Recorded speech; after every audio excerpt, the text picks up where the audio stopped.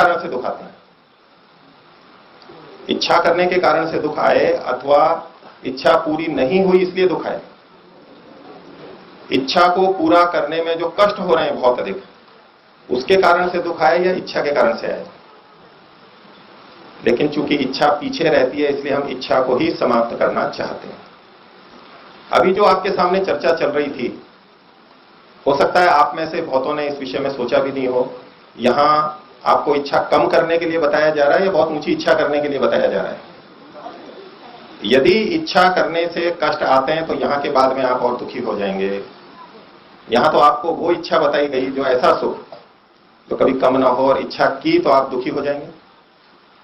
तो मेरा उत्तर इसमें यह है कि इच्छा करने में दोष नहीं है। इच्छा तो आत्मा करेगा और ऐसे सुख की ही करेगा। जब तक ऐसा सुख नहीं मिल जाता वो इच्छा करता ही रहेगा, आप कभी नहीं रोक सकते। कितने उपदेश कर लीजिए कि अपनी इच्छाएं समाप्त करो, ये करो, वो तो ढूंढेगा, क्योंकि आत्मा का अपना लक्ष्य है कि मेरे को ऐसा सुख पाना है और हम कभी छोड़ नहीं सकते, इसमें हमारा स्वभाव है। लेकिन जिन इच्छाओं को पूरा करना चाहते हैं उसको जिस तरीके से पूरा करना चाह रहे हैं वो जब गलत होगा तो दुख आएगा। इच्छा का दोष नहीं है ये। इच्छा पूर्ति करने का जो उपाय हमने लिया, साधन लिया, उसमें दोष है। तो इच्छाएं, आपको क्या लगता है जो आध्यात्मिक व्यक्ति है उनमें इच्छाएं कम होती हैं, ज्यादा होती हैं?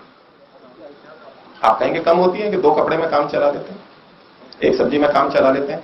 सोमदेव जी बता रहे थे, सबसे पहला बिंदु क्या बताया इन्होंने, वो जो पानी के अंदर डुबकी लगाई थी तो क्या, तीव्र इच्छा। तो इच्छा को और बढ़ा लेंगे तब तो दुखी दुख और आ जाएंगे। तो ऐसा ना सोचें, हमारा तो यहां सबका यही कथन है, इच्छा रखें, इच्छा तीव्र रखें। इच्छा का दोष नहीं है, ध्यान दीजिए।